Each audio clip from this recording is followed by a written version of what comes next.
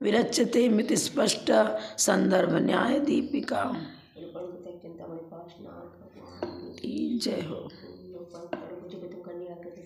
फर्क नहीं पड़ेगा, छाया पड़ती है।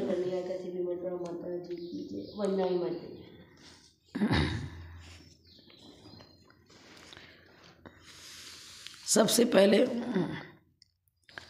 हम ये देखेंगे कि अभी तक क्या भूमिका हो चुकी, उस पर भी थोड़ा प्रकाश डालेंगे। जैन धर्म के अनुसार ज्ञान सम्यक ज्ञान किसको कहते हैं? तो स्व अपूर्व अर्थ व्यवसात्मकम ज्ञानम प्रमाणम। ज्ञान स्वपर प्रकाशक है, पर सम्यक ज्ञान को प्रमाण कहते हैं। ठीक है, प्रमाण किसे कहते हैं? सम्यक ज्ञान को प्रमाण कहते हैं। सम्यक ज्ञान किसे कहते हैं? तो स्व अपूर्व व्यवसात्मकम ज्ञानम प्रमाणम, जो स्व और अपूर्व अर्थ का निर्णय करावे, ऐसे ज्ञान को ही सम्यक ज्ञान कहते हैं। तो स्वपर प्रकाशक दोनों हो गया। पर अन्य मत में मीमांसक कहते हैं नहीं, ज्ञान स्वसंवेदी है, स्वतः ज्ञान की उत्पत्ति स्वतः होती है। न्यायिक वैशेषिक कहते हैं ज्ञान की उत्पत्ति परतः होती है। कल बताया था ना कि हमारे जैन धर्म में तो स्वतः और परतः दोनों को स्वीकार किया है। अभ्यस्त दशा में तो ज्ञान की उत्पत्ति स्वतः होती है, और अनभ्यस्त दशा में किसी को हमने जाना ही नहीं उस विषय को, तो पर का आलंबन लेकर हम वस्तु स्वरूप का निर्णय कर पाते हैं। अभ्यस्त दशा में तो पर की आवश्यकता नहीं है, ज्ञान का निश्चय स्वतः हो जाता है। पर अनभ्यस्त दशा में पर का आलंबन लेते हैं और फिर ज्ञान में प्रमाणता आती है। अब कुएं पर कोई जा रहा था, उसको मालूम ही नहीं चला से कहाँ है, तो फिर पूछते हुए जाता है। लेकिन एक बार निर्णय हो गया तो फिर पूछने की आवश्यकता नहीं होती, स्वयं कुएं के पास पहुंच जाता है, जल भर के ले आता है, उसको संदेह नहीं होता। एक बार फिर पूरा समझेंगे, इसलिए कि देखो सम्यक ज्ञान को प्रमाण कहा। अन्य मत वालों क्या कहा? आप कहते हो कि ज्ञान से ही प्रमाणता आती है, तो ज्ञान की उत्पत्ति तो इंद्रिय से भी होती है, शब्द से भी ज्ञान की उत्पत्ति होती है, और धारावाहिक ज्ञान भी होता है। अगर आप कहो कि ज्ञान उसे कहते हैं जो स्व अपूर्व अर्थ का व्यवसात्मक, उसे ज्ञान कहते हैं, और ज्ञान ही प्रमाण है, पर इंद्रियों को भी प्रमाणता देनी चाहिए, क्योंकि इंद्रियों से भी ज्ञान होता है। चिन्ह विशेष कोई देख लिया, उससे भी ज्ञान होता है, शब्द से भी ज्ञान होता है। फिर धारावाहिक ज्ञान भी कोई कोई मानते हैं कि वो भी सम्यक ज्ञान, उसको भी सम्यक ज्ञान मानो, पर आचार्य ने सबका खंडन कर दिया पहले, क्योंकि इंद्रियां ज्ञान की उत्पत्ति में कारण नहीं है, सहायक हैं। लिंग कोई चिन्ह विशेष देख लिया तो वो भी ज्ञान की उत्पत्ति में बाह्य कारण बनता है। अविनाभाव संबंध मतलब अन्वय व्यतिरेक पूर्वक चर्चा करेंगे तो ज्ञान को ही प्रमाण माना जाएगा। अगर ज्ञान गुण न हो, जैसे कि मुर्दा है, उसमें चैतन्य शक्ति बाहर निकल गई, इंद्रियां तो हैं, पर इंद्रियों से कोई क्रिया वहाँ जानने देखने की नहीं होती है, इसलिए इंद्रियों को प्रमाण नहीं मानेंगे। शब्द को भी प्रमाण नहीं मानेंगे, क्योंकि शब्द तब हमको किसी वस्तु की जानकारी कराएगा जब उसमें ज्ञान शक्ति मौजूद हो। अब कोई चित्र बना दिया आचार्य का या किसी का व्यक्ति का चित्र बना दिया, कह रहे कौन व्यक्ति है? अरे यह मुख्य व्यक्ति है, ये तो गणन्यारी का विजयमती माता जी है, या आचार्य महाविकृति जी महाराज है, पर वो फोटो है ना, जड़ है एक तरह से फोटो। तो अब उस फोटो के अंदर सामने वाले के शब्द को सुनने की योग्यता है क्या?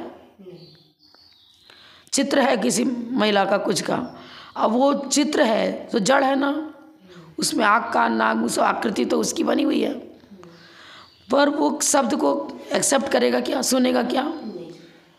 शब्द को सुनने वाला जीव है, और जीव में ज्ञान शक्ति मौजूद है, और वो अपनी ज्ञान शक्ति के अनुसार ही वस्तु का निर्णय करता है। शिक्षक पढ़ा रहे हैं, एक तरह की बातें कर अच्छी तरह से वस्तु प्रतिपादन कर रहे हैं, लेकिन सुनने वाले की बुद्धि जैसी है उसके अनुसार वो विश्लेषण को ग्रहण करता है।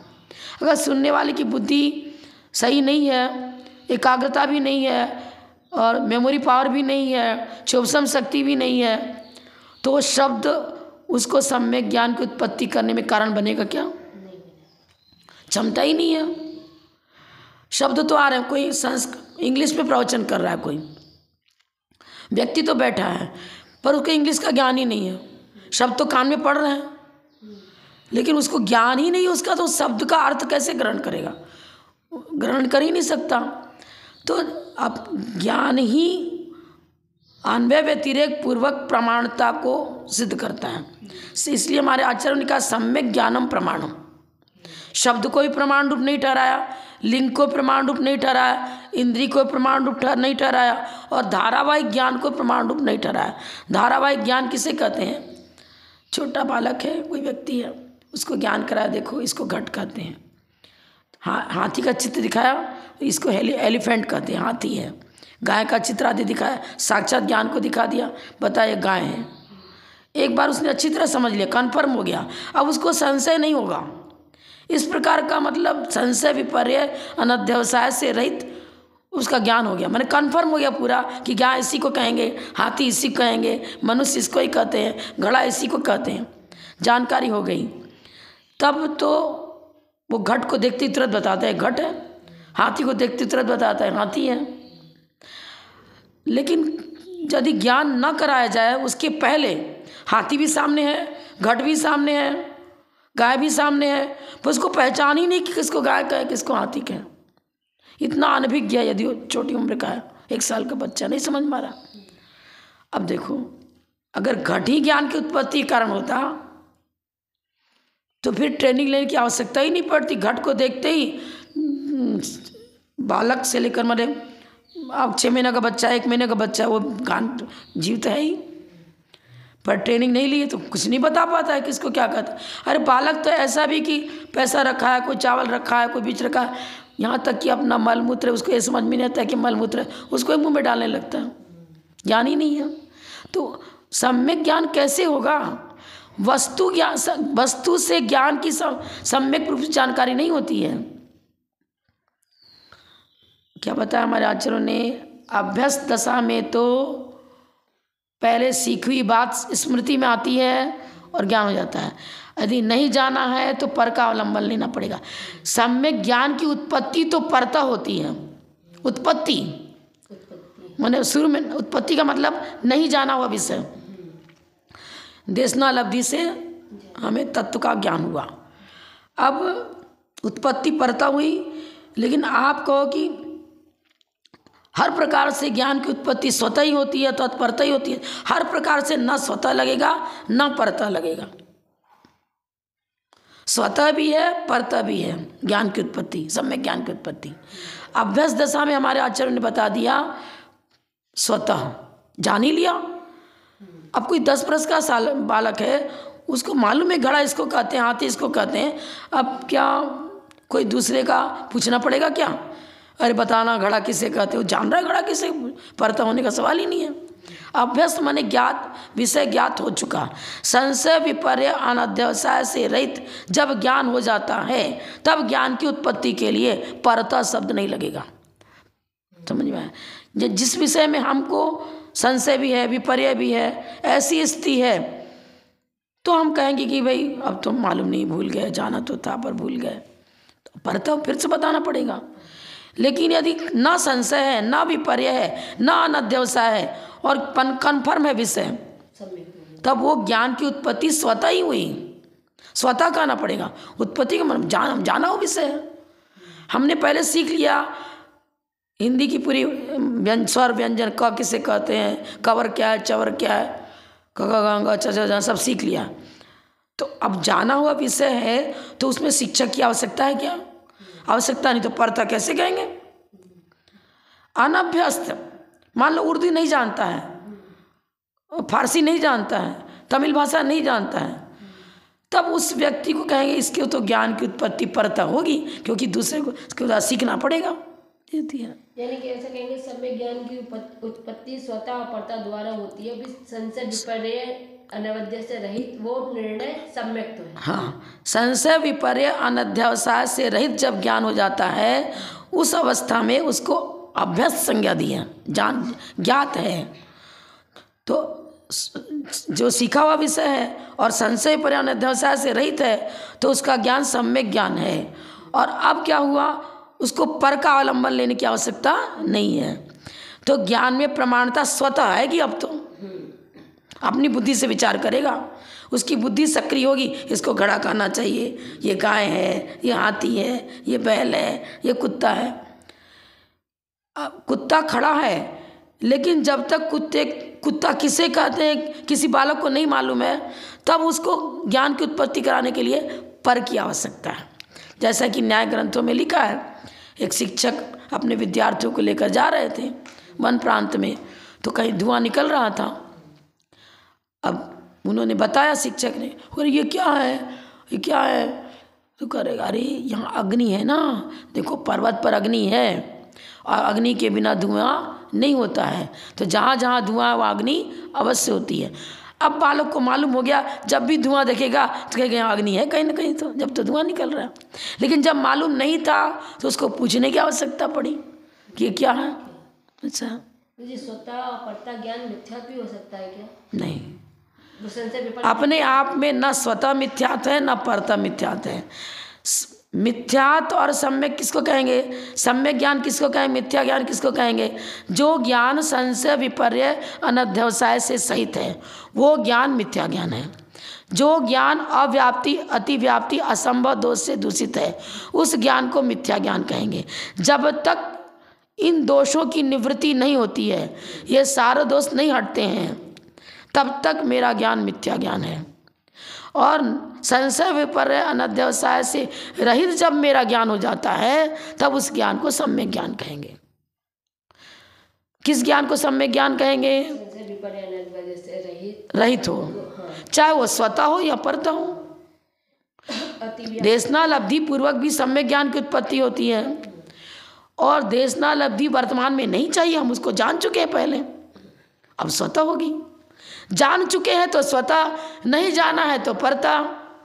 और जानने के बाद भी यदि भूल गए, दृष्टोपि समारोपात तारिक ताद्रिक परीक्षा मुख में लिखा है, देखा हुआ जाना हुआ भी यदि विस्मृत हो गया है, भूल गए, तो फिर दोबारा पढ़ना पड़ेगा, जानना पड़ेगा, क्योंकि संशय भी हो गया। और यहाँ सुना तो था पर पूरा ठीक से याद नहीं है, तो संशय भी परे हो गया ना, संशय हो गया, दो कोटि में दो लायमान हो रहा है। हम सही रूप में नहीं जान पा रहे, एक बार सुना तो था जरूर पर क्लियर नहीं हो पा रहा। तो जब तक क्लियर नहीं हो पा रहा तब तक अनध्यवसाय हुआ ना, कुछ है, कुछ मालूम है, कुछ नहीं मालूम है, अनध्यवसाय हो गया। संशय किसे कहते हैं? दो कोटि में दो लाइन, दो वस्तु है, अब निर्णय नहीं कर पा रहे हैं क्योंकि दोनों ही सफ़ेद हैं, जैसे कि दूध और मट्ठा रखा हुआ, अब निर्णय नहीं हो पा रहा, फिर पूछना पड़ता है। और हमको मालूम हो गया, चखा हमने, मालूम पड़ गया, चखने से मालूम पड़ गया मट्ठा ही है। अब कोई कहे नहीं नहीं ये मट्ठा नहीं दूध, अरे कैसे नहीं, मट्ठा का स्वाद है, मट्ठा गुड़, जो गुण धर्म सारे मट्ठे के, इसमें दही के हैं, गुड़ मतलब कैसे दूध नहीं हो सकता।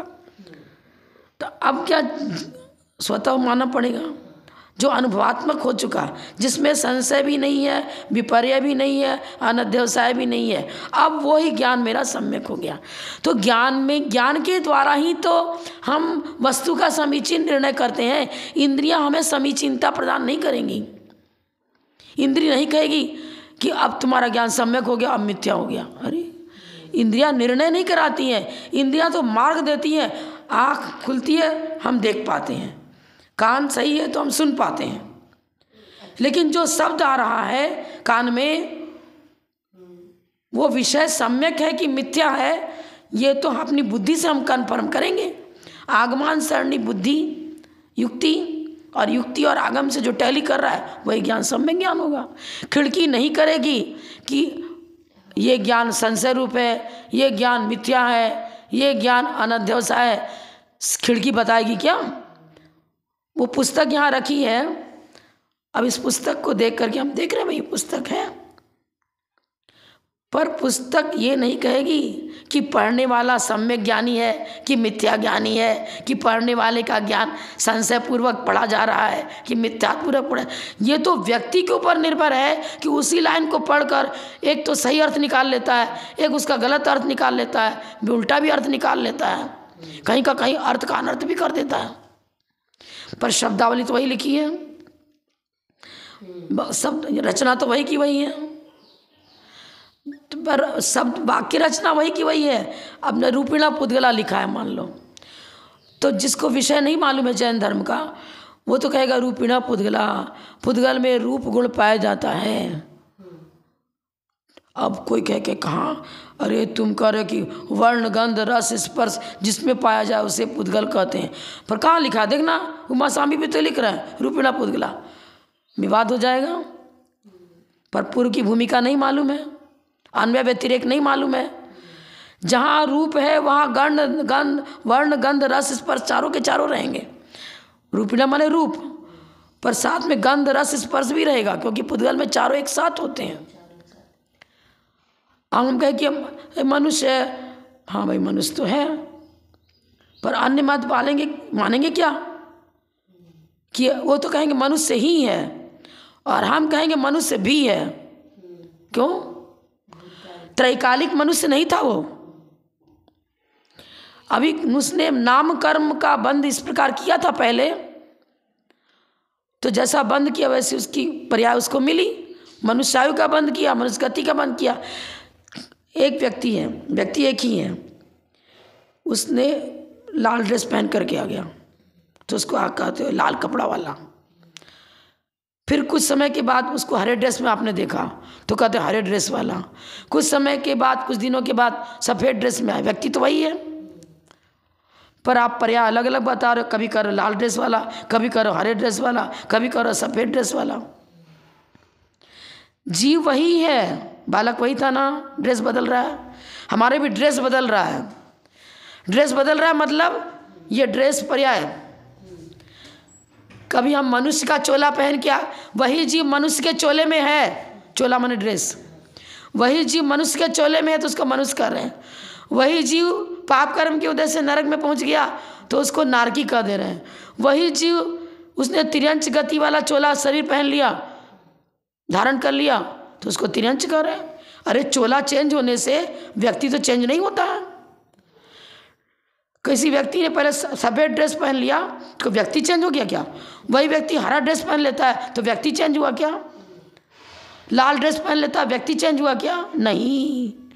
हमारे आचार्य बोलते हैं पर्यायों से द्रव्य का निर्माण नहीं होता, द्रव्य वही है, पर उसमें कर्मानुसार उसकी पर्याय क्या होती हैं, बदलती हैं।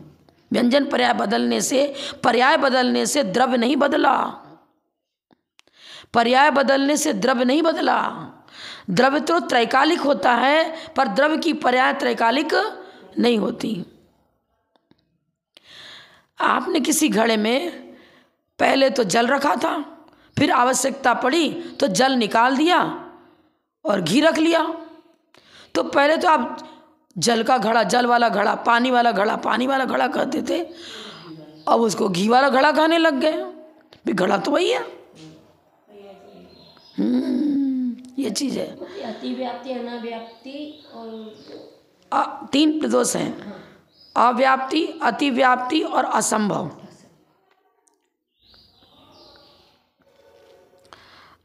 अन्य मत वालों ने क्या कहा था? सम्यक ज्ञान को प्रमाण मत मानो, इंद्रियों से भी ज्ञान होता है, इसलिए इंद्रियों को प्रमाण मान लो। हमारे आचार्य ने कहा इंद्रियों को प्रमाण नहीं मानेंगे, क्योंकि इंद्रियों में अन्वय और व्यतिरेक पूर्वक प्रमाणपना घटित नहीं होता है। इंद्रियों की रचना है, इंद्रियां हैं, पर जीव जानने की शक्ति नहीं है, जानने की योग्यता नहीं है, तो जानकारी नहीं होती। तो क्या हो गया? इंद्रियों को प्रमाण मानेंगे तो क्या हो जाएगा? अतिव्याप्ति दोष आ जाएगा, क्योंकि इंद्रियों के साथ अन्वय व्यतिरेक नहीं बनता है। तुरंत का जन्मा बालक है, वो कुछ भी नहीं समझ पा रहा है कि ये नोट है, इसको फाड़ना नहीं चाहिए, ये सिक्का, इसको खाएंगे तो हम मर जाएंगे, ये भी नहीं जान रहा। उसको तो अभ्यास है, आहार संज्ञा, जो आया समूह में डाला, जो आया समूह में डाला। तो क्या हुआ? यदि इंद्रियां ही प्रमाणता होती तो उस बालक को, इंद्रियां तो सक्रिय हैं, आंखों से दिख रहा है बराबर, तो वह देखते हुए भी वो पहचान नहीं पा रहा है, जान नहीं पा रहा है कि कौन वस्तु कैसी है और उसका किस प्रकार सेवन करना चाहिए, किस प्रकार वो वस्तु हमारे लिए लाभदायक बनेगी, किस प्रकार हानिकारक बनेगी। तो संशय विपर्य अनध्यवसाय, यदि इन दोषों का निराकरण उस घड़े से ही हो जाता तो बालक भी क्या करता, घड़े का सही प्रयोग करता। वो तो गेंद की तो घड़ा को उठा के उछालने लगता, कुछ समझ में नहीं आता क्या करना क्या नहीं करना। वस्तु ज्ञान को सम्यक नहीं बनाती। ज्ञान को सम्यक बनाने के लिए तो हमें सम्यक मतलब समीचीन द्रव्य गुण पर्याय, द्रव्य किसे कहते हैं, उसका गुण क्या है, उसकी पर्याय क्या है, गुण पर्याय व द्रव्यम, गुण और पर्यायों को समीचीन आगम के अनुसार समझेंगे तब मेरा ज्ञान सम्यक होगा। आगम के अनुसार मैंने संशय विपर्य अनध्यवसाय, किसी प्रकार का दोष जिस ज्ञान में नहीं आता है उसी ज्ञान को सम्यक ज्ञान कहेंगे। वस्तु सम्यक ज्ञान की उत्पत्ति नहीं कराती, वस्तु से तो ज्ञान की उत्पत्ति होती नहीं है। ज्ञेय से ज्ञान की उत्पत्ति हो जावे तो देखो उदाहरण से समझो। एक दिन और बताया था, अंधेरा है,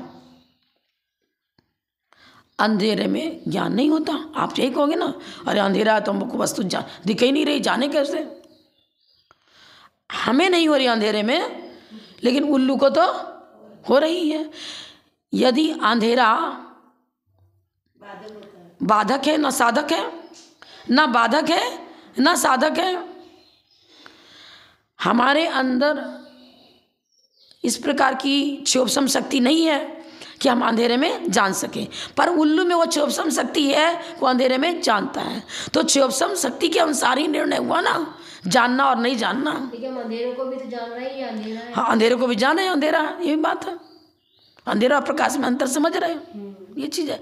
और बात ये है कि अंधेरा भी रहते हुए भी, और इनलार्ज करो तो यदि अभ्यस्त सा है, अभ्यस्त है, हमें जानकारी है, तो हम अंधेरे में भी कभी अचानक लाइट चली गई तो अपना मार्ग तय कर लेते हैं और अपनी हम टटोल के जान लेते हैं, मैंने यहीं रखी थी, पास में मेरी अलमारी है और अलमारी में किस खंड में क्या वस्तु है, वहाँ से उस वस्तु को उठा लेते हैं।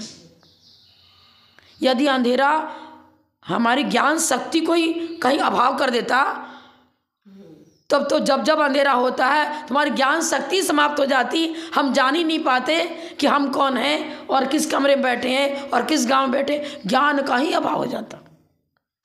पर जो जो ज्ञान पूर्व पक्ष से मेरे साथ चला रहा है उस ज्ञान का अभाव अंधेरे में भी नहीं हुआ। जिस ज्ञान को अपने जीवन में पूर्व भूमिका में हम प्राप्त कर चुके हैं, अंधेरे में वो ज्ञान मुझे मौजूद है और ज्ञान शक्ति से ही सारी क्रियाएं मेरी अंधेरे में चल रही हैं, यथा योग्य जितनी संभव चल रही हैं। यदि अंधेरा सर्वथा बाधक होता तो हम कुछ भी नहीं कर पाते। अंधेरे ने ज्ञान को उत्पन्न नहीं किया, उत्पत्ति में कारण नहीं है। अंधेरा हमारी क्षोभसम शक्ति उसी प्रकार की है कि हम अंधेरे में नहीं देख पाते हैं, पर अन्य जीव तो देख ले रहे हैं ना। लाइट जलाने अब उसको साधक कहे कि बाधक कहे।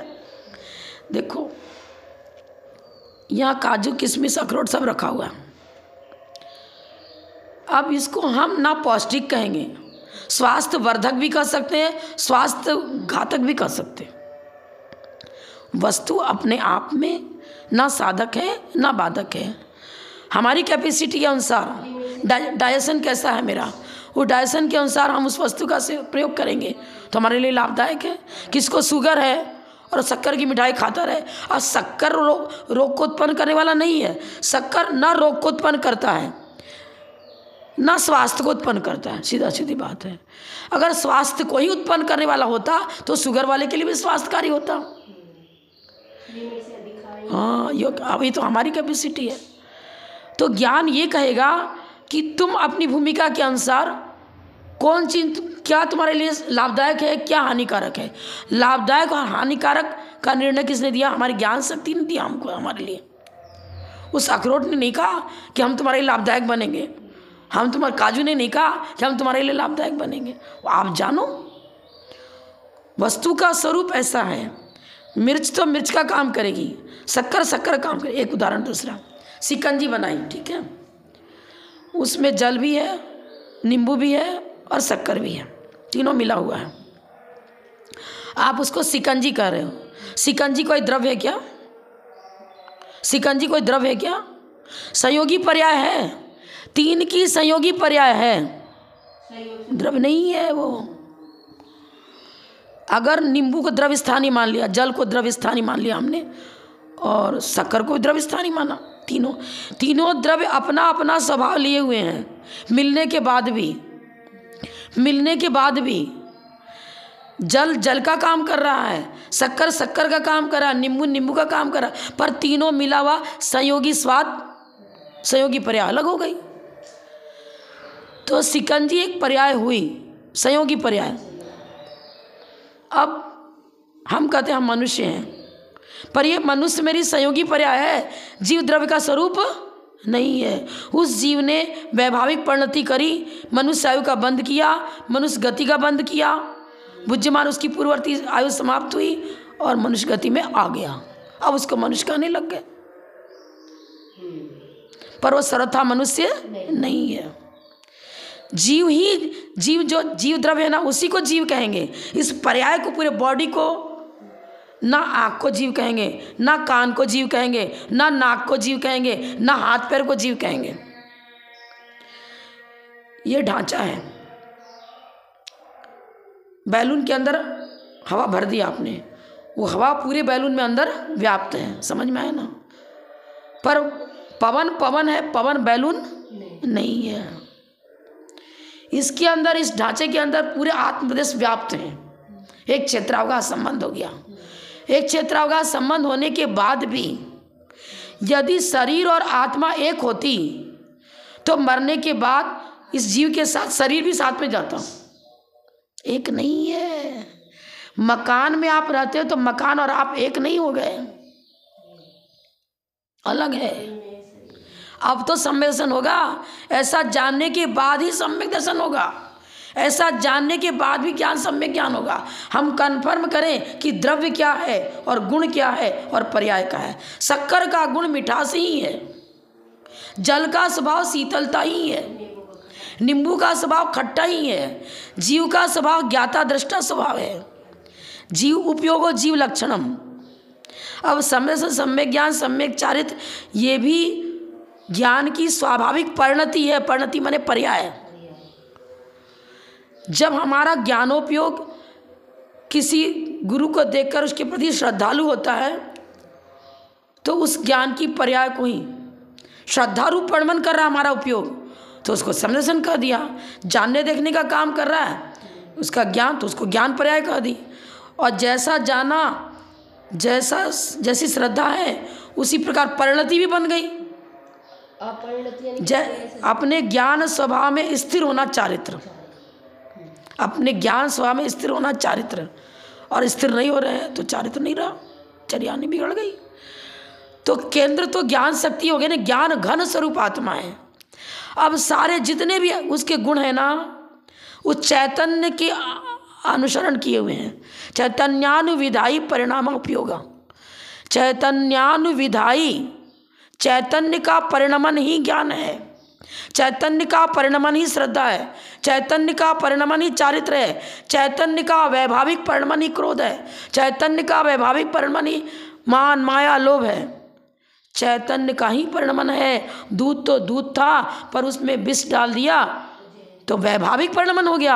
अब दूध स्वास्थ्य वर्धक ना होकर के जीवन का घातक बन जाता है, पर दूध घातक नहीं बना, क्योंकि दूध ने साहचर्य किया विष का, इसीलिए वो दूध विषाक्त कहलाने लग गया। दूध विषैला इसलिए हो गया कि उसने विष का संपर्क किया। जीव तो ज्ञाता दृष्टा स्वभावी है, रत्नत्रय स्वभावी है, लेकिन उसने संसर्ग किया किसका? वैभाविक परिणमन हुआ उसका कर्मोदय से। कर्मोदय भी जहरीला नहीं बनाता है, कर्मोदय के साथ हम अपने परिणमन को भी उसी प्रकार कर लेते हैं, डाल देते हैं। अपने उपयोग की धारा हमारी विपरीत हो जाती है। ये मेरा मित्र, ये मेरा शत्रु, ये मेरे माता, ये मेरे पिता, ये मेरा मकान, ये मेरा दुकान, इस प्रकार के जब वैभाविक परिणमन चालू हो जाती है तो मोह बुद्धि जागृत हो गई। अब मोह ही तो जीवन को विषाक्त बनाता है। मोहनी कर्म ही विषैला तत्व है, ज्ञानावरण विषैला नहीं है, दर्शनावरण विषैला नहीं है। अंतराय भी जीवन को दुखी नहीं करता। मोह के साथ जब इनका मैत्री भाव हो जाता है तब विषैला होता है। क्योंकि कर्म का उदय तो तीर्थंकर को भी आया, संकट आए, कमठ ने उपसर्ग किया कि कुलभूषण देशभूषण महाराज के पर उपसर्ग हुआ। सब उपसर्ग विजय पढ़ लो, कितने कितने महाराज पर उपसर्ग, लेकिन उन्होंने अपने उपयोग में वैभाविक परिणति को उत्पन्न नहीं किया, अपने स्वभाव में स्थिर रहे। ये तो पुद्गल है, उससे राग छोड़ दिया। अगर ये अग्नि, पांडवों के शरीर में आग लगा दी गई, यदि अग्नि के अंदर दाहकत्व शक्ति थी, शक्ति तो है, पर जीव द्रव्य को जला सकता है क्या? वो शरीर को जलाया, हड्डियों का अंदर जला दिया, आंगों पांग को जला दिया। पुद्गल को जलाने की शक्ति अग्नि में है। जीव द्रव्य जो है शुद्ध त्रैकालिक द्रव्य, द्रव्य का नाश करने की शक्ति दुनिया में ना है, ना थी, ना हो सकती है, कोई भी द्रव्य हो। अब मान लो कि उसने शरीर को जला दिया, तो शरीर को जलाया तो वो भी शरीर रूप पुद्गल की पर्याय थी। पुद्गल द्रव्य नष्ट नहीं हुआ, पर्याय चेंज हो गई, अब वो राख बन गया, राख बन गया। फिर राख को भी आपने कहीं डाल दिया, विसर्जन कर दिया, तो भी वो किसी न किसी रूप में तो है। आपने रोटी खाई थी, पर जब खा रहे थे शुरू की रोटी की तरफ उठाए थे तब तो वो रोटी थी, अब पेट में चला गया, अब मल मूत्र रूपण मत सब धातु रूपण मन कर गया।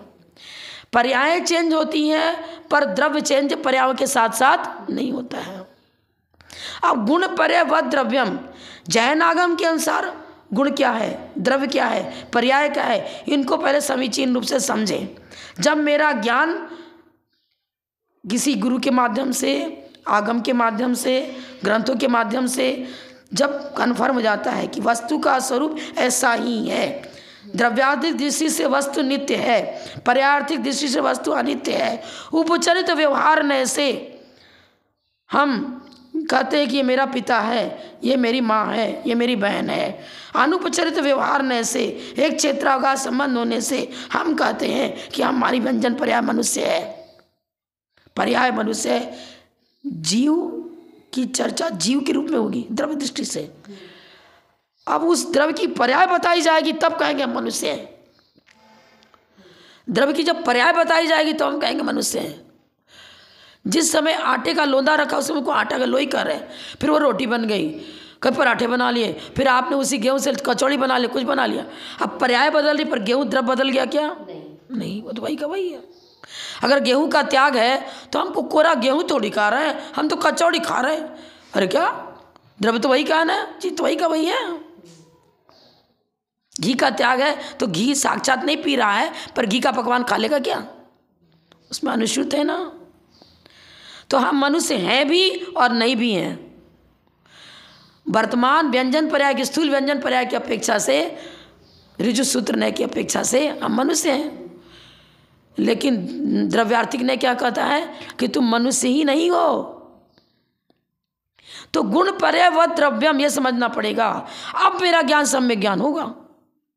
पर ये सारी फिलॉसफी तो हमने अपने चोपशम शक्ति के द्वारा जानी ना। ये इंद्रिया क्या, भावेंद्री तो चैतन्य की पर्याय है, द्रव्येंद्री चैतन्य की पर्याय नहीं है। भावेंद्री मतलब जीवत, उपयोग हो, उपयोग। चोपशम शक्ति, मत ज्ञान, सज्ञान, अवधि ज्ञान, मन परिज्ञान, ये चार समिक हैं। ये सब चैतन्य की मतलब वैभाविक परिणति है, लेकिन ज्ञान है ना। कुछ तो क्लियर है, कुछ नहीं क्लियर है। जितने मत ज्ञान, शुद्ध ज्ञान का जो विषय है उस विषय में हम कन्फर्म हैं, बिल्कुल सही है, ना संशय ना विपर्य ना। तो मेरा मत ज्ञान, शुद्ध ज्ञान सम्यक ज्ञान है। समझ में आया ना। इसी तरह कुअवधि सुअवधि बताया, अवधि ज्ञान तो है, अवधि ज्ञान से बिना इंद्रियों की सहायता से सब कुछ जान ले रहा है, कहाँ क्या है कहाँ क्या नहीं है, व्यंतर ही बता देते हैं। कुअवधि ज्ञान से कहाँ क्या है सब बता देते हैं, लेकिन उनका ज्ञान समीचीन इसलिए नहीं है कि गुण पर्याय द्रव्यम सद्रव्य लक्षणम आदि जो जो प्रमाण नहीं रधिगमा, ऐसा जो आगम में जिसकी चर्चा करी उसके अनुसार उनका बुद्धि नहीं है। सामान्य ज्ञान प्रमाणित नहीं होता है। वीतराग भगवान की वाणी के अनुसार जब हम अपने ज्ञान को व्यवस्थित कर लेते हैं तब मेरा ज्ञान सम्यक ज्ञान बनेगा, नहीं तो नहीं बनेगा। फिर इंद्रियों को प्रमाण कैसे कहेंगे? कि चिन्ह विशेष को लिंग विशेष का प्रमाण कैसे कहेंगे? लिंग विशेष में 2 इंद्रिय जाति नाम कर्म, 3 जाति नाम कर्म, चित्रकार है तो द्रव्येंद्रिय भी तो एक लिंग विशेष। अरे ये उसके आकार से जान लिया चींटी है तो चिन्ह उसके शरीर की आकृति वगैरह देख कर ही जाना चींटी है, तो वो लिंग विशेष हो गया। तो उस चींटी ने कहा क्या कि तुम जानो हम चींटी हैं, उसने कहा था क्या? आपका ज्ञान आपकी पूर्व भूमिका बता रही, आपने जाना है किसको चींटी कहते हैं, इसको मच्छर कहते हैं, इसको लट कहते हैं, इसको भौरा कहते हैं। भौरे ने नहीं कहा कि तुम हमको भौरा कहो, हम तो भौरा ही हैं, उसने कह दिया क्या आपको? मेरे अनुपंप से ज्ञान भर दिया क्या? नहीं। तो ये हमारे आचार्य ने कितना स्पष्ट कहा है, अभ्यस्त दशा में तो ज्ञान स्वतः, सम्यक ज्ञान की उत्पत्ति स्वतः होती है और अनभ्यस्त दशा में परतः होती है। स्वतः और परतः दोनों के साथ उत्पत्ति की अपेक्षा स्वतः परतः लगा रहे हैं। सम्यक ज्ञान तो किसको कहेंगे? संशय विपर्य अनध्यवसाय इन दोषों से रहित, अतिव्याप्ति अव्याप्ति असंभव दोष से रहित। अब ये दोषों से रहित ज्ञान कब होगा? जब हम मोक्ष मार्ग के अनुसार, मतलब मोक्ष मार्ग के अनुसार कहने का मतलब जिन आगम के अनुसार, जिन आगम के अनुसार हमारी बुद्धि यदि परफेक्ट है, मतलब पक्के हैं हम, कोई कितना भी कहता रहे, हम जीव को ही जीव कहेंगे, शरीर को जीव नहीं कहेंगे। एक साथ हैं, हम मनुष्य हैं, पर गति की अपेक्षा हम अपने को मनुष्य कर रहे हैं। जीव का स्वरूप पूछा जाए तो जीव का स्वरूप तो ना मनुष्य है, ना तिर्यंच है, ना नारकी है, ना देव। स्वरूपतः जीव ना नारकी है, स्वरूपतः जीव ना मनुष्य है, स्वरूपतः जीव ना तिर्यंच है। उसकी पर्याय इस समय व्यंजन पर्याय विवाह व्यंजन पर्याय इस समय इस प्रकार है। इस अपेक्षा को लेकर हम कहेंगे हम मनुष्य हैं। अपेक्षाकृत चर्चा करो तो निर्णय सही होगा, और निरपेक्ष कहो तो निर्णय सही नहीं है, उसमें सारे दोष आ जाएंगे और वही ज्ञान मिथ्या ज्ञान कहलाने लग जाएगा। परिणति माने पर्याय, और इसका अपोजिट शब्द क्या बोलेंगे? परिणति। वैभाविक परिणति 2 प्रकार की होती है, वैभाविक और स्वाभाविक। ज्ञान की स्वाभाविक परिणति का मतलब गुण पर्यवत द्रव्यम, जैसा जैसा बताया है आगम में वैसा का वैसा जानना, युक्ति संगत दोष रहित। लेकिन अब दूध तो जब बताया था कि स्वास्थ्यवर्धक है, लेकिन विष डाल दिया, अब मोहनीकरण ने हमारे जीवन को विषाक्त बना दिया। अरे हम तो मनुष्य ही हैं, हमने तो कहीं देखा ही नहीं कि जीव अशरीरी भी होता है। जब कभी देखा ही नहीं तो जीव को अशरीरी कैसे मान ले? अरे इंद्रियों से ज्ञान अशरीरी जीव की ज्ञप्ति नहीं हो रही है, पर केवल ज्ञान होने के बाद उस केवल ज्ञान में धर्म द्रव्य, अधर्म द्रव्य, आकाश द्रव्य, काल द्रव्य और शुद्ध सिद्ध पर्याय झलकती है ना। अमूर्त पदार्थ को इंद्रियां देख ही नहीं सकती हैं, जो इंद्रियों का विषय ही नहीं है। तो इंद्रियों का विषय नहीं होने से वस्तु का अस्तित्व समाप्त नहीं होता। इंद्रियों का विषय न होने से वस्तु का अस्तित्व समाप्त नहीं होता। अशरीरी जीव भी दुनिया में लोक के अग्रभाग पर सत्य परमेश्वरी विराजमान है, जीव है। हाँ, और सशरीरी ही जीव है। मान लो कि एक बहुत बारीक जीव है और आपकी आंखों से दिख नहीं रहा है, तो जीव का अस्तित्व मिट गया क्या? कोई दूसरा आता है, उसको उसकी आँख नेत्र बहुत अच्छी है तो वो कहता है कि देखो जीव है, और हमें नहीं दिख रहा तो हम नहीं पहचान पा रहे। हमारी जो कि चौसम शक्ति नेत्र की जैसे उसी प्रकार देखना जानना होगा, कान की शक्ति है। तो मेरी शक्ति में कमजोरी है, वस्तु तो अपने रूप में जिस प्रकार मौजूद है उसी प्रकार मौजूद है। ठूंठ को देख करके एक व्यक्ति को, अरे आदमी खड़ा है, डर लग रहा है उसको, नहीं जा रहा था तो वो ठूंठ, फिर क्यों डरा? वो समझ लिया था ठूंठ को जीव, कोई मनुष्य समझ लिया, और काला कुर्ता पहने कोई भयानक आकृति, उसको मन में डर हो गया, नहीं जा रहा वहाँ, नहीं डर रहा है। लेकिन सर्प था तो सर्प, और समझ सर्प नहीं रस्सी, और पकड़ भी लिया। जब वो ऐसा गुलगुला सा लगा तब उसको छोड़ दिया, अरे यार रस्सी नहीं है तो सर्प है। ऐसा कई बार हो जाता है।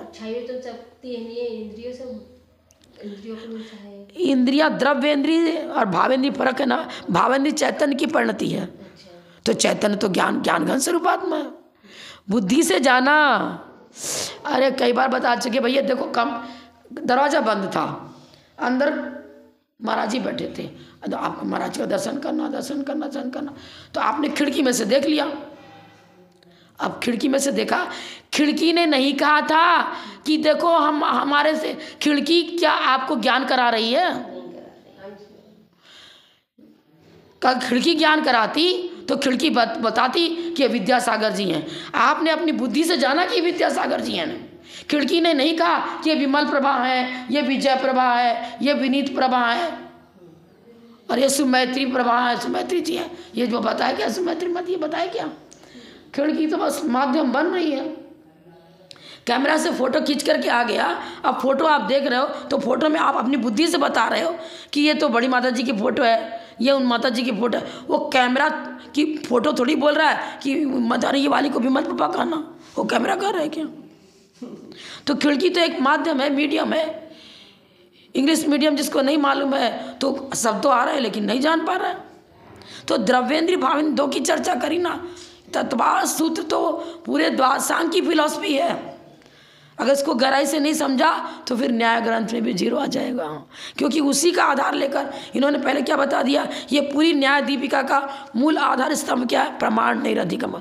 वहीं से शुरू हुआ था ना, तो फिर सही है। और उसको भूल जाएंगे तो कुछ नहीं आएगा। प्रमाण किसको बोलेंगे? टाइम तो होने साथ अभी तो और पढ़ेंगे 15 मिनट। अब इंद्रियों से ज्ञान क्या बता दिया हमने? इंद्रियां भी ज्ञान की उत्पत्ति में बाह्य उपकरण बनेगी, सहायक बनेगी, लेकिन अन्वय व्यतिरेक पूर्वक उनमें कारणपना नहीं बनेगा। इसलिए सम्यक ज्ञान ही प्रमाण है। ज्ञान से ही प्रामाणिकता आती है। कि प्रामाणिकता मतलब यथार्थता, निश्चयात्मक, हाँ, रहित बुद्धि। हाँ, लिंग शब्द धारावाहिक ज्ञान। अरे धारावाहिक ज्ञान तो गृहीतग्राही हो गया। अब क्या बोलते हैं जो क्षणिकवादी हैं, बौद्ध मत वाले, वो क्या कहते हैं कि वस्तु तो नष्ट हो गई।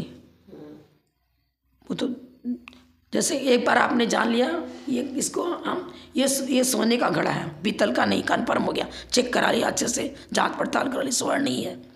अब क्या हुआ, दोबारा जब वो घड़ा आपके पास आया अभिषेक के लिए, तब भी आप करोगे सोना का घड़ा।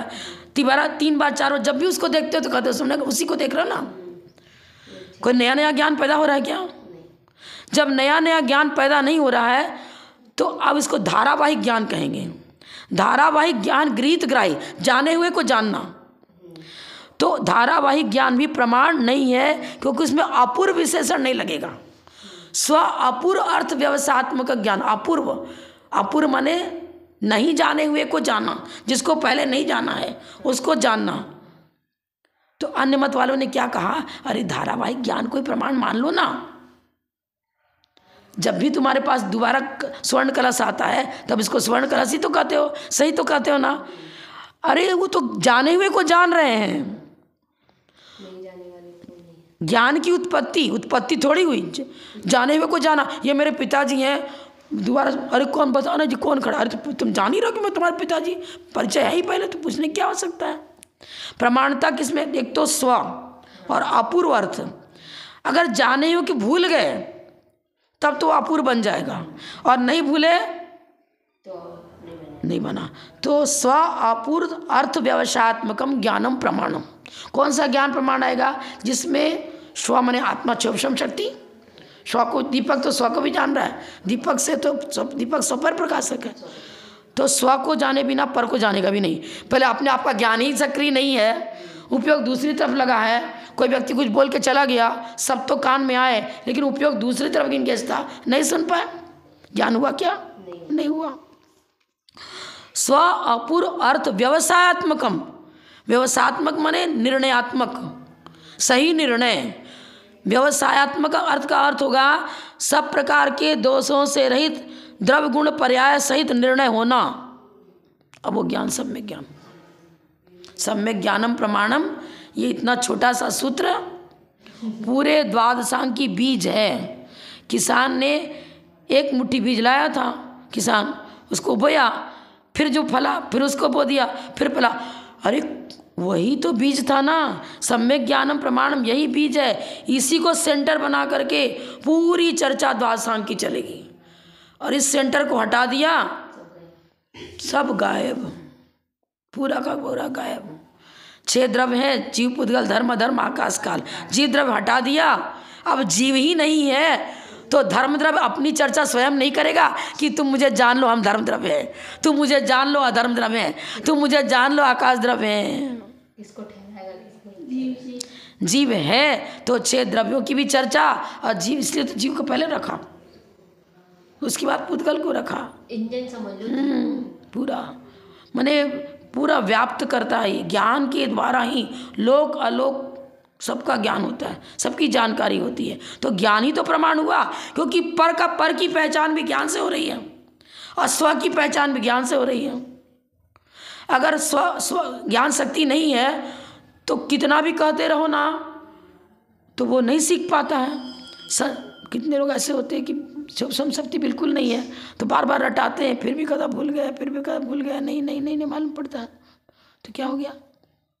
अरे शब्द तो कान में जा रहे हैं, क्लास भी रोज चल रही है, अटेंड भी रोज हो रहा है, वहाँ उपस्थित भी रोज हो रहा है, लेकिन वृद्धि नहीं हो रही, चौपसम शक्ति नहीं है। तो क्या होगा? तो सम्यक ज्ञान ही प्रमाण बनेगा। प्रमाणता सर्वथा परता नहीं होती। उपादान और निमित्त 2 है ना। निमित्त बनेगा अन्य चीज, इंद्रियां निमित्त बनेंगी, शब्द निमित्त बनेगा और अन्य चीजें जो निमित्त बनेंगी। लेकिन उपादान है तो निमित्त लाभदायक कार्यकारी बनेगा, और उपादान के बिना निमित्त कुछ भी नहीं करता। तो सम्यक ज्ञान ही प्रमाण। धारावाहिक ज्ञान में जाने हुए को जान रहे, अपूर्व अर्थ का व्यवसात्मक होना चाहिए। स्वापूर्व अर्थ व्यवसात्मकम ज्ञानम प्रमाणम। अदृष्टोपि समारोप देखा हुआ भी यदि भूल गए तो वो भी अपूर्व हो गया। ये चीज़ है। अब धारावाहिक ज्ञान को प्रमाण नहीं कहेंगे। मीमांसक कहता है कि ज्ञान की उत्पत्ति स्वतः होती है। न्यायिक वैशेषिक कहते हैं ज्ञान की उत्पत्ति परता होती है। दोनों का आचार्य ने खंडन कर दिया। मीमांसक क्या कहता था? ज्ञान की उत्पत्ति स्वतः ही होती है। और न्यायिक वैशेषिक क्या कहते हैं? ज्ञान में प्रमाणता प्रामाण्यपना परता ही होता है। आचार्य ने कह दिया अभ्यस्त अवस्था में तो स्वतः होता है, अनभ्यस्त अवस्था में परता होता है। लेकिन उत्पत्ति उनसे हुई, पर उनको प्रमाण तब कहेंगे। हाँ, इसलिए इंद्रियों को प्रमाण नहीं कहा जाएगा, चिन्ह विशेष को प्रमाण नहीं कहा जाएगा, और किसी अन्य चीज को, लिंग चिन्हों को प्रमाण नहीं कहा जाएगा। प्रमाण तो सम्यक ज्ञानम प्रमाणम। ये बल्ब जल तो जल गया और अपने आंख पर पट्टी लगा ली, क्यों भाई? रोशनी तो आनी चाहिए, क्योंकि ये लाइट ही ज्ञान को जन्म देता है। लाइट ज्ञान को जन्म देता है क्या? लाइट ज्ञान को जन्म देता तो फिर पट्टी बांधने के बाद दिखना चाहिए ना। ज्ञान को जन्म दे रहा है लाइट तो जल रही है, पर जहां से देखने की क्रिया होनी चाहिए था वो जीव देखने की क्रिया करता है ना, और उसने अपनी उपयोग शक्ति बंद लॉक कर दिया। दोष हमारा है, हमने पट्टी बांध ली। ऐसी जगह पर अब ज्ञान से उपयोगात्मक नहीं बन पा रहा है। अति व्यक्ति, अनाव्यक्ति और असंभव दोष लग गए, सब लग जाएगा। मिथ्यात्व आ गए, वो ज्ञान मिथ्या हो जाएगा, क्योंकि हमको दिख नहीं रहा, हम बोल रहे हैं। हाँ, लेकिन दोष हमने कर लिया पट्टी बांध कर। प्रकाश ज्ञान की उत्पत्ति में बाह्य उपकरण सहायक किसी के लिए बन रहा है, सर्वथा नहीं किसी के लिए बन रहा है। जन्मान अंधा व्यक्ति मैंने खुद देखा है, जहाँ आराम में मैं आश्रम पढ़ाती थी वहीं पढ़ती भी थी, अंधों का स्कूल था। सारा पूरी फैक्ट्री चला रहे हैं, पूरा पार्ट्स, बारीक से बारीक पार्ट्स लॉक करना, खोलना, बंद करना, कपड़ा बुन रहे हैं, कुएं से पानी भर कर ला रहे हैं, व्यवस्थित रोटी बना रहे हैं, खाना बना रहे हैं, खा रहे हैं, परीक्षा में बोर्ड पर लिख रहे हैं, पढ़ा रहे हैं, सब कर रहे हैं। कैसे कर रहे हैं भाई? ज्ञान शक्ति उनके पास है। कब यदि उनकी ज्ञान शक्ति की मतलब सूक्ष्म शक्ति विशिष्ट है तो इंद्रियों की आवश्यकता नहीं है। अगर इंद्रियां ही ज्ञान की उत्पत्ति में कारण बनती तो केवल ज्ञान होने के बाद इंद्रियों की सहायता लेनी चाहिए। तो फिर तो प्रकाश की सहायता लेनी चाहिए, अंधकार बाधक नहीं बनना चाहिए। केवल ज्ञान होने के बाद कोई इंद्रियों की सहायता नहीं, न मन की सहायता है। इंद्रियजन इनका ज्ञान होता ही नहीं है, अतीन्द्रिय ज्ञान होता है। और मूर्त अमूर्त सभी पदार्थ सर्वद्रव पर्याय केवल सभी द्रव पर्यायजन, तो न प्रकाश को ज्ञान की उत्पत्ति कारण कैसे मान लेंगे? अंधकार कोई बाधक नहीं मान सकते। अंधकार बाधक होता तो केवली को भी ज्ञान नहीं हो पाता। फिर तो प्रमाण तो सम्यक ज्ञान ही प्रमाण है, और ज्ञान है तो ये हमारे लिए सहयोगी बनेंगे। आपके पास कोई बुरा है ही नहीं उठाने के लिए, अगर हमसे नहीं उठ रहा तो उससे कहा भैया मेरे से अकेले नहीं उठ पा, उठा के दे दे, और स्वयं समर्थ है तो उठा लेगा खुद ही। कोई ज्ञेय पदार्थ ही नहीं है तो जानोगे किसको? पर ज्ञेय ने ज्ञान की उत्पत्ति नहीं करी, ज्ञान से ही ज्ञेय की जानकारी हुई। ज्ञेय ज्ञान की उत्पत्ति का कारण नहीं है, वो तो हमारा क्षयोसमिक ज्ञान है, इसलिए सामने वस्तु है तो हम जान पाते हैं, नहीं है तो नहीं जान पाते। पर केवल ही तो सामने हो या ना हो सभी को जान रहे ना। ज्ञेय से ज्ञान की उत्पत्ति नहीं होती, ज्ञान से ज्ञेय की उत्पत्ति। ज्ञान से ज्ञेय को जाना जाता है, ज्ञेय ज्ञान का विषय बनता है। अगर ज्ञेय से ज्ञान की उत्पत्ति होती तो परीक्षा मुख में बहुत अच्छा उदाहरण दिया है। अंधेरा था, झुरमुटा था और बाल उड़ रहा था, छोटे छोटे बाल कभी कभी उड़ के आकाश में चले जाते हैं ना, तो उसको मच्छर खा रहा है। बाल को देखकर मच्छर का ज्ञान हुआ। अगर ज्ञेय ज्ञान की उत्पत्ति कराता तो हर स्थिति में बाल को बाल ही कहता, मच्छर को कभी बाल कर देता है, कि बाल को मच्छर कर देता है। कैसे उल्टा सीधा कैसे होता? नहीं होता ना। पर ज्ञेय से ज्ञान की उत्पत्ति नहीं होती। हमारे ज्ञान यदि अच्छा है तो हम कहते नहीं, अरे देखो तो मच्छर ही है, बाल को बाल दिखते। कभी कभी ऐसा ही होता है कि आप कोई चीज़ देखते, झूठ चौका झूठ चीटी रहती है, कह देते नहीं है तो कुछ नहीं, चीटी नहीं है, जीरा है, ये है वो, और उसको जीरा दिख रहा है। कैसे जीरा दिख रहा है? उल्टा सीधा। कभी जैसे मान लो हम भी हैं, मेरा ज्ञान इस बाह्य लौकिक ज्ञान के कारण लौकिक ज्ञान में मिस्टेक हो रहा है, तो हम सम्यक ज्ञानी हैं, मिथ्या ज्ञानी नहीं है। बात है कि मतलब कोई कारण बन गया, हमने टॉर्च तो रखा था उस कमरे में और हम आपसे जिद कर रहे, नहीं हम तो यहीं रखे थे, हमारा कमरा था, हम तो यहीं पर आए, यहीं रखा। भूल गए ना, भूल गए थे, ठीक है, भूल गए थे।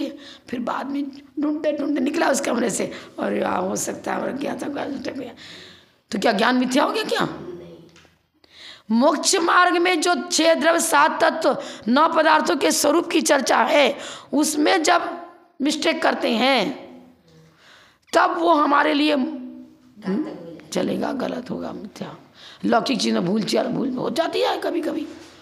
एक जैसे कोई चीज़ थी, कमंडल एक जैसा था और हमने आपसे मंगवा लिया, और हम तो हाँ मेरा ही तो कमंडल लेके आ, ध्यान नहीं दिया पूरा। जब उसकी टोटी वोटी देखी, और ये तो हमारी टोटी, ये तो गलत है, हमारा नहीं है, तो गलत को गलत मान रही है ना। लौकिक चीज़ों के चर्चा होने से लौकिक चीज़ों में तो मोक्ष मार्ग नहीं बिगड़ता है, ना सधता है। बाह्य वस्तु की नहीं, उसके पर्याय है। मोक्ष मार्ग में प्रयोजन 6 द्रव्य 7 तत्व 9 पदार्थ है, उनकी चर्चा में जब संशय पर्याय अध्यवसाय होगा तब मेरा ज्ञान मिथ्या ज्ञान कहलाएगा।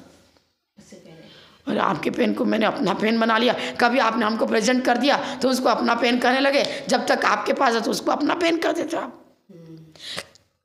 ये साड़ी हमने उतार दी, किसी दूसरे को दे दी, अब वो मेरी साड़ी कहूँगी क्या? नहीं कहूँगी। ये लौकिक चीज़ों के आधार, पहले तो वो ये टेबल का लकड़ी के पर्याय में था, अब टेबल हो गया, या कहीं दूसरे इसके प्रति स्वामित्व छोड़ दिया मैंने, अब दूसरे का हो गया। अपना हो तो अपना हाँ पा दिया। इसमें कोई, ये तो चाहे चेंज होती रहेंगी। और मान लो भूल चूक भी, उसमें भ्रमित भी हो गए, सर्प को सांप समझ लिया, सांप को सर्प समझ लिया, तो क्या मोक्ष मार्ग बिगड़ गया क्या मेरा? ये तो इंद्रियजन ज्ञान लौकिक चीज़ें हैं। अरे भूल चूक हो जाती है। अब तुम रस्सी दिख रही थी, क्योंकि तो ये थोड़ा समझ में नहीं आया, जब पैर कुछ पर गुलगुला जल्दी से डर के भागता आ रही है, रस्सी नहीं आ तो सर्प है, ये तो स्वीकार कर दिया ना, गलत है। स्वीकार कर। लौकिक चीज़ों के कारण से कोई मोक्ष मार्ग नहीं बिगड़ रहा है। जब आपका मिथ्यात्व के उदय से ज्ञान मिथ्या ज्ञान होता है, या सर्प को रस्सी समझ लिया, रस्सी को सर्प लिया, ये लौकिक चीज़ों से ज्ञान मिथ्या नहीं हुआ, क्योंकि मेरा सम्मेलन थोड़ी भी दूषित हुआ। ये तो इंद्रियजन ज्ञान की कमजोरी है, इंद्रियजन ज्ञान की कमजोरी है। इंद्रियजन ज्ञान की कमजोरी से मोक्ष मार्ग बिगड़ जाता तो अंगूठा छाप कर मोक्ष नहीं जा सकता था। वो तो समास भिन्नम से मोक्ष चला गया, वो तो कोई नहीं जानता था, तत्व ज्ञान नहीं था, पर भेद विज्ञान था, मोह से रहित ज्ञान था। मोक्षात ज्ञान दर्शन केवलम, मोहनी कर्म ही विषाक्त है। उस विषैले तत्व को जो विषैले तत्व का संग्रह करता है वो मिथ्या ज्ञानी, और विषैले तत्व से जो हट चुका है वो सम्यक ज्ञानी। मोह रहित ज्ञान सम्यक ज्ञान, मोह सहित ज्ञान मिथ्या ज्ञान। आचार्य विद्यासागर महाराज ने क्या कहा? ज्ञान सुख का कुल है, ज्ञान दुख का मूल है, राग सहित प्रतिकूल है और राग रहित अनुकूल है। यही तो सम्यक और मिथ्या की व्याख्या हो गई। राग सहित प्रतिकूल है मिथ्या, राग सहित प्रतिकूल है, और वही ज्ञान राग रहित अनुकूल है। अब वो तो भाई लौकिक चीजों में मिस्टेक हुई, राग सहित होता तो मिथ्या ज्ञान होता, जो राग सहित परिणति कराता है वो ज्ञान मिथ्या है। टेबल को टेबल कहा, चश्मा को चश्मा कहा, पुस्तक को पुस्तक कहा, साड़ी को साड़ी कहा, सभी कहते हैं, चाहे मिथ्या दृष्टि चाहे सम्यक दृष्टि। साड़ी को साड़ी करा तो उसका ज्ञान भी वही, आंसर दोनों के एक है। दोनों के आंसर एक होते हुए भी एक का ज्ञान मिथ्या कहला रहा है, एक का ज्ञान सम्यक कहला रहा है, क्योंकि वो सर्वथा उसको साड़ी समझ रहा है और हम द्रव्य गुण पर्याय सहित उसकी उस द्रव्य की चर्चा कर रहे हैं। वो द्रव्य गुण पर्याय सहित उसकी चर्चा नहीं कर रहा है, वो तो साड़ी को मात्र साड़ी मान रहा है। और हम कहेंगे पुद्गल द्रव्य है, वो कहेगा सफ़ेद साड़ी है, हम कहेंगे इसमें केवल सफ़ेद पना ही नहीं है, इसमें गंध भी है, इसमें रस भी है। अरे वो रस कहाँ से आ गया? कोई गन्ना है क्या? नहीं, छोड़ दो, गन्ना थोड़ी जो रस में से निकलेगा, अनार थोड़ी इसमें से रस निकलेगा, तो साड़ी है, इसमें निचोड़ो, खा साड़ी, सूखी साड़ी को निचोड़ रस निकलेगा क्या? नहीं, पर रस मतलब स्वाद। उस तिनके को सूत को मुंह में रख लो, कुछ ना कुछ तो उसमें रस का ज्ञान होगा। जहाँ वर्ण है वहाँ गंध रस स्पर्श भी साथ, स्पर्श रस गंध वर्ण गंध रस स्पर्श चार बोलते हैं। वर्ण का हो चाहे रूप को एक ही है, वर्ण गंध रस स्पर्श चारों ही रहेंगे। जैन फिलॉसफी के अनुसार जो कथन है वो कथन सम्यक, उसके अनुसार जानना हो रहा है तो वो जानना सम्यक ज्ञान। लौकिक ज्ञान सभी को एक जैसा हो रहा है, एक जैसा होते हुए भी इंद्रियजन ज्ञान, इंद्रियजन विषयों की चर्चा मात्र है, और 6 द्रव्य 7 तत्व 9 पदार्थ की चर्चा तो वहाँ है ही नहीं। 6 द्रव्य 7 तत्व 9 पदार्थ की चर्चा जिस रूप में आगम में की गई है उसी प्रकार जानना, उसी प्रकार श्रद्धा, अब वो ज्ञान सम्यक ज्ञान होगा। नहीं हुआ जब बोले परम पूजा अब तक गढ़ हरिका रत्न से स्वामी जयमती माता जी की जय। 7 बज गए ना।